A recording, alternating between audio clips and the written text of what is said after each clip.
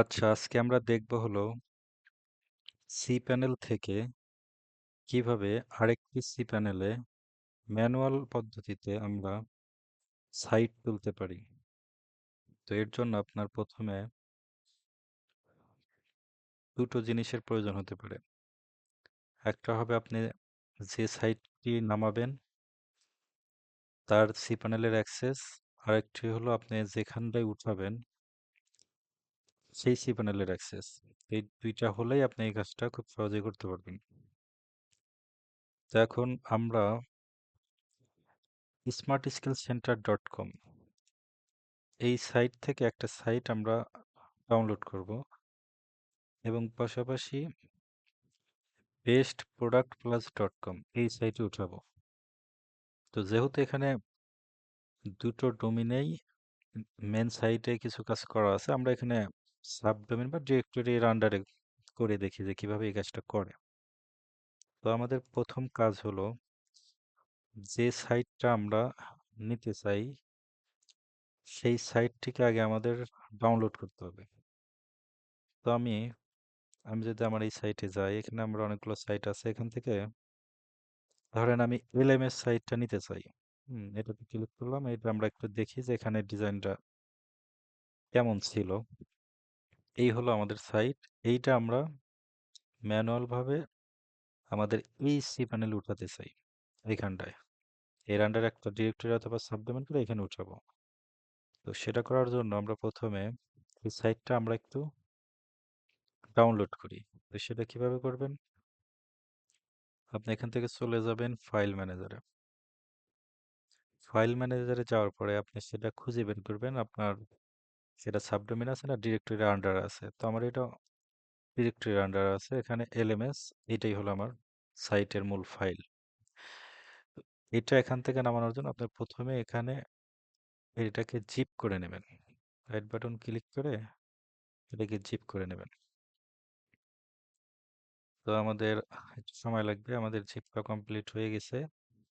তারপরে এই ফাইলটা আপনি এখান থেকে নামাবেন, খুঁজে বের করে তারপরে নামাবেন। এখানে লেখা আছে আমাদের এলএমএস জিপ ফাইল। এটা আমাদের ডাউনলোড হয়ে গেল। তো এখানে আর একটা কাজ হলো ডাটাবেস আপনার এখান থেকে নামাতে হবে। তো এটার যে ডাটাবেস সেটা আপনি বুঝবেন কি করে?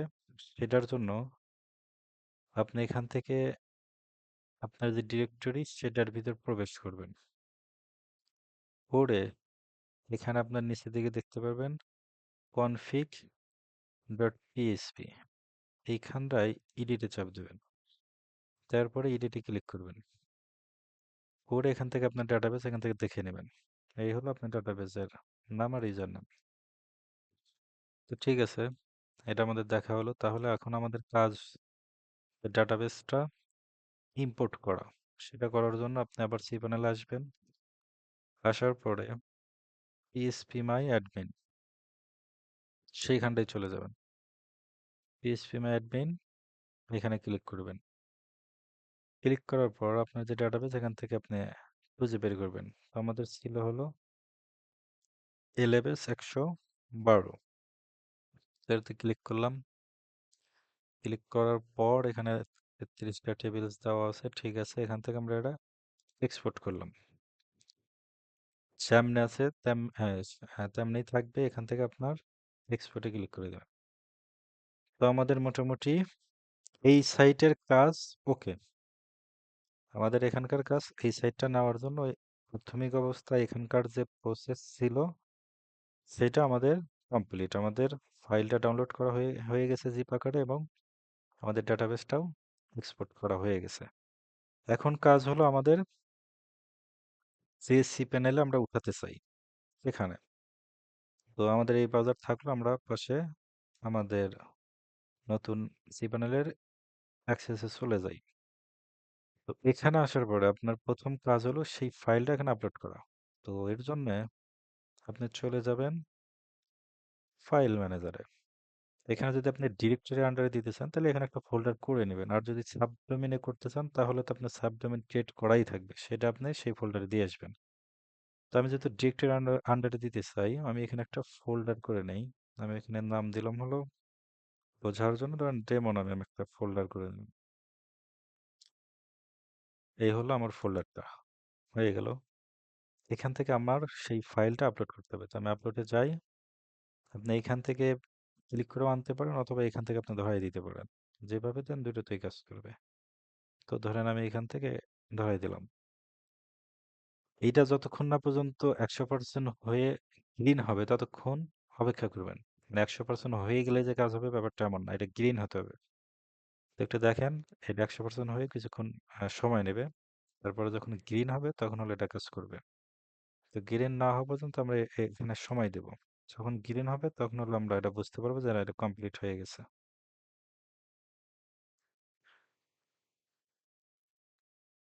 তো এর জন্য আমরা একটু অপেক্ষা করি।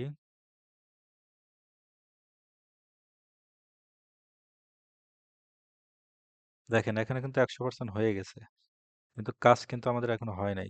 কেন হয় নাই? দেখেন এইখানে যদি রিলোড দেয় এখানে কিন্তু ফাইলটা আসে নাই। দেখেন, তো এখানে গ্রিন হোক তারপরে রিলোড দেবো, দেখেন তখন ফাইলটা আসবে।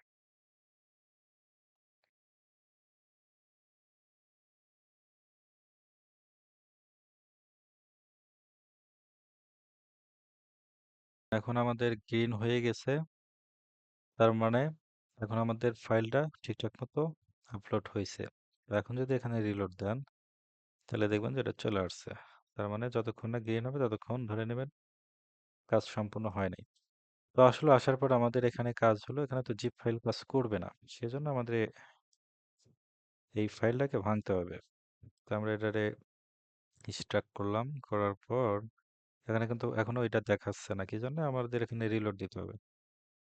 তো তারপরে আমাদের সমস্ত ফাইলগুলো যে এর ভিতরে চলে আসছে।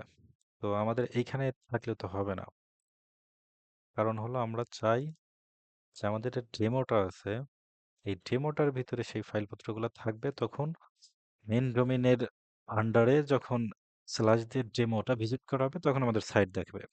তো সেই জন্য আমাদের এলএমএস এর ভিতরে যে ফাইলপত্রগুলো আছে এগুলো আমরা সবগুলো সিলেক্ট করব, করে রাইট বাটনে ক্লিক করে এখান থেকে মুভে ক্লিক করব। করার পর আমরা একটা স্টেপ ব্যাকে চলে আসবো, যে এলএমএস আছে তো এখান থেকে আমরা এটা কেটে দিয়ে ডেমো, অনলি ডেমো দিলাম, যে আমার সমস্ত ফাইলগুলো ডেমোর ভিতরে চলে যাবে সব। ওকে, এখন যদি আপনি ব্যাকে চলে যান এখন দেখবেন যে আপনার সব ফাইলগুলো ডেমোর আন্ডারে চলে আসছে।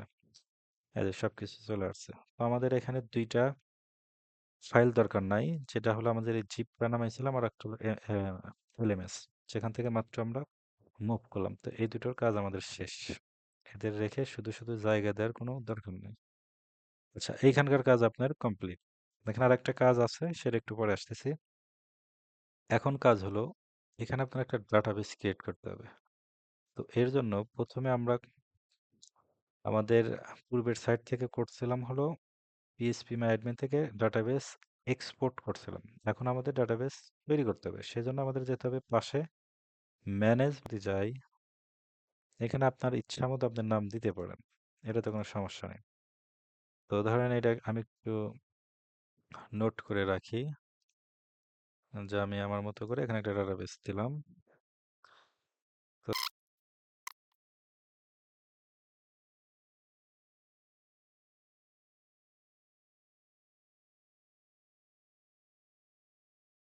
ডাটাবেস নেম স্কুল দিলাম, ইউজার নেম স্কুল দিলাম, বোঝার সুবিধার জন্য, মানে ব্যাপারটা যেন সহজ হয়। আপনি আপনার মতো করে ভিন্ন নামেও দিতে পারেন, ডাটাবেস অন্য নামে দিতে পারেন, ইউজার আপনি অন্য নামে দিতে পারেন, সেটা আপনি ধরতে পারলেই হয়েছে।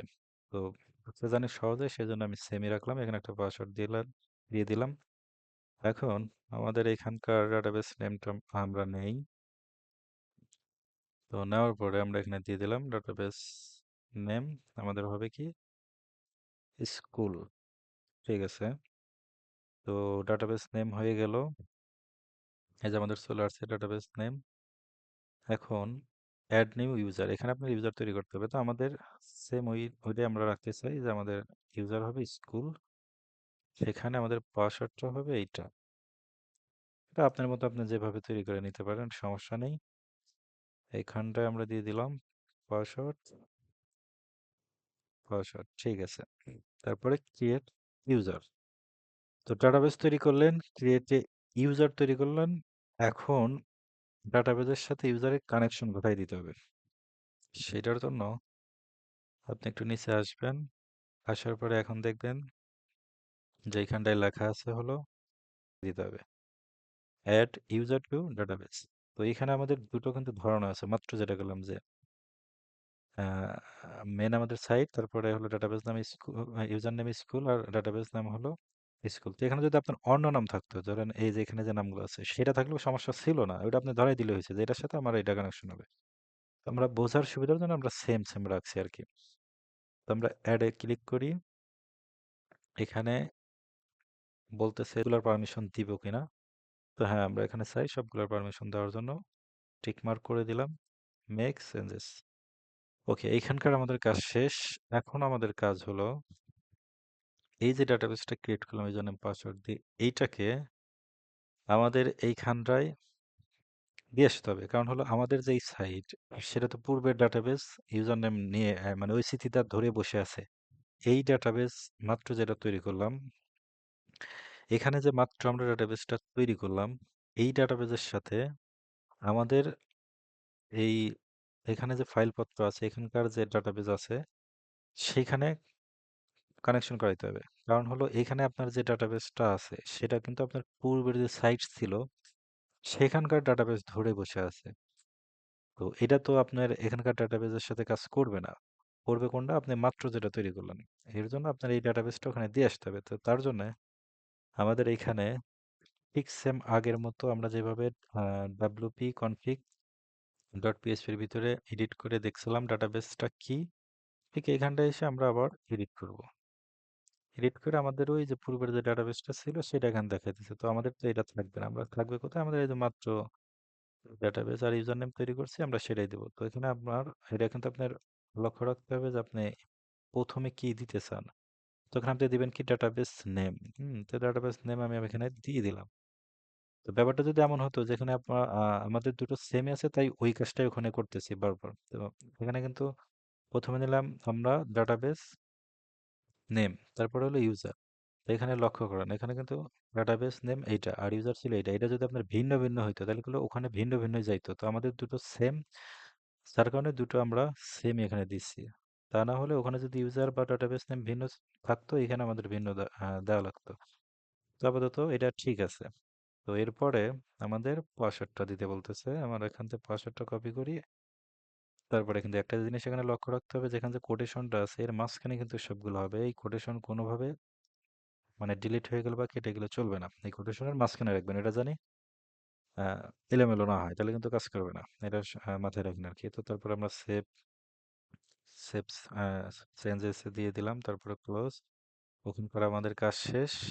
তো এখন আমাদের কাজ হলো এখানে আমাদের যে পূর্বের সাইটে ডাটাবেস ইয়া করছিলাম, এক্সপোর্ট করছিলাম, সেইটাকে আমাদের এখানে ইম্পোর্ট করতে হবে। তো তার জন্য এখানে আমাদের কি করতে হবে, আবার সেই পিএসপি মাই অ্যাডমিনে চলে গেলাম, যার পরে আমাদের এই যে মাত্র যে ডাটাবেস ক্রিয়েট করছি স্কুল নামে সেটা আমরা এখান থেকে ভরাই দিই। দেওয়ার পরে এখান তো আমাদের ফাঁকা। তো এটাই ফাঁকা হওয়া উচিত বা হওয়া উচিত, কারণ হলো এখানে তো আমরা কোনো কিছু করি নাই, শুধু ডাটাবেসটা ক্রিয়েট করছি। তো আপাতত আমরা এখানে কি করব, ইম্পোর্টে ক্লিক করব। করার পর আমাদের যে ফাইলটা আছে সেটা ধরাই দেব। তো আমাদের এই যে ফাইল এটার এখানে ধরাই দিলাম। দেওয়ার পরে সবকিছু যেমন আছে অমনেই থাকবে, আপনি এখানে ইম্পোর্ট করবেন। ইম্পোর্টে গেলে একটুখানি সময় নেবে এটা ইম্পোর্ট হওয়ার জন্য। ওকে, আমাদের কাজ শেষ, ইম্পোর্ট কমপ্লিট হয়ে গেছে। এখন প্রথম কাজ হলো আপনার এইখানটায় অপশন খুঁজে বের করা। অপশন খুঁজে বের করে তার ভিতরে আপনার দুইটা জিনিস বাদ দিতে হবে, দুইটা জিনিসের ইউআরএল আপনার চেঞ্জ করে দিতে হবে। কারণ হলো আপনার এই ডাটাবেসটা তো পূর্বের সাইটের ছিল। তো এটা কি করছে, আমরা যদি অপশনের ভিতরে যাই, তো এখানে আপনি দেখেন সেই সাইটের ইউআরএলটা ধরে রাখছে। হ্যাঁ, আপনার যে পূর্বের সাইট ছিল এখানকার, এখানকার যে স্মার্ট স্কিল সেন্টার ও সেইটা ধরে রাখছে। তো ওর মাথা থেকে এটা সরাইতে হবে, আমাদের যে ইউআরএল সেইটা এখানে দিতে হবে। তো আমাদের ইউআরএল কি ছিল, আমাদের ইউআরএল ছিল এমন হবে এইটা। আমরা যদি এখানে দেখি যে আমরা একটা ডেমো নামে ডিরেক্টরি করছিলাম, তো আমাদের এই যে ইউআরএল এরপর একটা ডেমো, এইটুকু ভিজিট করলে আমাদের সাইটটা দেখা যাবে। তো আমাদের করতে হবে কি, এটা কপি নিয়ে আমাদের সেই ডেটাবেজের এখানে বসাতে হবে, যে প্রথমে এটা, তো এটাতে আসলাম, আসার পরে এখানে পূর্বের সেই স্মৃতি ধরে রাখছে, ধরে বলতেছি ভাই না ওইটা হবে না, তুমি এটাতে কাজ করবে এখন থেকে। হুম, দিয়ে তারপরে আমরা এখানে গোতে চলে গেলাম, যে আমাদের এটা পরিবর্তন হয়ে গেছে। সেম নিচের আমরা এডিটে চলে যাব, এখানে বলবো ভাই তুমি পূর্বের স্মৃতি ভুলে যাও, আমাদের এটাতে কাজ করতে হবে। ঠিক আছে, দিয়ে আমরা গোতে চলে গেলাম। ওই একটা স্টেপ পার করলেন, এরপর এই স্টেপ হলো আপনার ইউজারে যেতে হবে। তো সেটা কোথায় থেকে খুঁজে পাবেন, সেটা এখানেই খুঁজে পাবেন। আপনি একটু নিচের দিকে আসলে দেখবেন, দেখতে পারবেন যে এখানে একটা ইউজার নামে কথা আছে, এইখানটায় ক্লিক করবেন। ক্লিক করার পরে আপনার সেই সাইটটা আপনি খুঁজে বের করবেন। এখানে দেখেন এই যে আমাদের পূর্বের যে সাইট সেটা দেখাইতেছে, তো এটাতে আপনি চলে যাবেন। যাওয়ার পরে এইখানে মানে অ্যাডমিনে প্রবেশ করার জন্য আপনি কি দিতে চান। তো এইখানটায় আমি আপাতত ধরেন এলএমএস দিতে চাই। তো আমি এখানে লিখে দিলাম এলএমএস। এলএমএস এটা হলো আমার ইউজার, তো এটা দিলাম।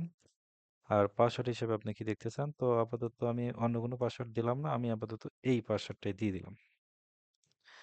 তো ধরেন এই জায়গাটায় আসলাম, আসার পরে আমি এখানে দিয়ে দিলাম এলএমএস। এলএমএস আমার পাসওয়ার্ড হবে এটা। ঠিক আছে, তারপরে এখান থেকে MD5 ধরাই দিবেন। এই হলো আপনার MD5। তারপরে এখানে আপনার ইমেইল পরিবর্তন করার প্রয়োজন হলে করবেন, না হলে নাই। তারপরে আপনার এখানে সেই ইউআরএলটা আবার এখানে দিতে হবে, যে ইউআরএলটা আপনি মাত্র তৈরি করলেন, সেইটা আবার আপনার এখানে দিতে হবে। কারণ এটা তো পূর্বের ইমেল ধরে রাখছে, না ইউআরএল ধরে রাখছে। ঠিক আছে, এখানে ঠিক আছে, এখানে ঠিক আছে, এখানে এলএমএস, লাস্টে এখানেও আপনি এলএমএস ধরিয়ে দিবেন। এলএমএস যে ইউজার দিয়ে আপনি প্রবেশ করতেছেন। সবকিছু ঠিক থাকলে এখন আমরা গো। ঠিক আছে, এখন যদি আমাদের সাইটটা ভিজিট করি, আমরা যদি ইউআরএলটা হিট হিট করি, দেখি সবকিছু ঠিক থাকলে ইনশাল্লাহ আসার কথা। চলে আসছে, তার মানে সব প্রসেসগুলো ঠিক ছিল। হুম, এইটা এখন চলে আসছে কমপ্লিট, মানে যা যা করার দরকার ছিল তা আমরা ঠিকঠাক মতো করতে পারছি, এর জন্য চলে আসছে। তো এই হলো ব্যাপার। ঠিক এই প্রসেসে একবার দুবার প্র্যাকটিস করবেন, আপনাদের এই কাজ অটোমেটিক হয়ে যাবে। তো সব চলে আসলো, আসার পরে এখন আপনার আর একটা প্রশ্ন থাকতে পারে এখানে, সেটা হলো আপনার যে পূর্বের সাইট যেটা এখানে নিয়ে আসলেন, সেখানকার আপনার একটা হটপেজ ড্যাশবোর্ডে প্রবেশ করার জন্য একটা ইউজার নেম পাসওয়ার্ড ছিল। তো সেটাই এখানে কাজ করবে না কোনটা এখানে কাজ করবে? তো এটার জন্য আপনি এই যে এখানে যে কাজটা করছেন, মাত্র যেটা এখানে পরিবর্তন করছেন, এইটাই হলো আপনি এখানে যা দিবেন তাই কাজ করবে। ঠিক আছে, যে এখানে আমরা একটু আগে করে গেলাম না, এই যে এলএমএস আমাদের ইউজার নাম হবে, পাসওয়ার্ড আমরা কিন্তু এই যে এখানে একটা সেম এই পাসওয়ার্ডটা আমাদের ওখানে দেওয়া ছিল। তো এইখানে আপনি আপনার ইচ্ছা মতো ইউজার নেম পাসওয়ার্ড দিতে পারেন, ওইটা কোনো সমস্যা না। আপনি যা দিবেন সেটা দিয়ে কাজ করবে। তো আমরা একটু পরীক্ষামূলকভাবে এটা দেখি। তো আমরা যদি এখানে ডাব্লিউপি অ্যাডমিন দেই, ডাব্লিউপি অ্যাডমিন, তো আমাদের ইউজার নেম পাসওয়ার্ড এখন চাবে। তো আমরা ওখানে আমাদের এখানে দেওয়া ছিল কি এলএমএস, তো আমরা যদি এখানে এলএমএসটা দেই, এলএমএস পাসওয়ার্ডটা যদি আমরা কপি করে নিয়ে আসি, সেম এই পাসওয়ার্ডই দিতে হবে, ব্যাপারটা এমন না, আপনি আপনার মতো দিতে পারেন। তো আমার বোঝার জন্য এটা আমি দিয়ে দিলাম। ঠিক আছে, এখন যদি আমরা লগ ইন করি, আমাদের ড্যাশবোর্ডে চলে গেছে, তার মানে কাজ ওকে। তার মানে আপনার ইউজার নেম পাসওয়ার্ড এখান থেকে পরিবর্তন করতে পারতেছেন, এটাতে কোনো সমস্যা নাই। আপনার পূর্বের সাইটের পাসওয়ার্ডই যে থাকবে সেটাই দিতে হবে, ব্যাপারটা এমন না। আপনার মতো করে এখানে দিতে পারেন, চাইলে সেটাও ব্যবহার করতে পারেন, এটাও দিতে পারেন, কোনো সমস্যা নেই।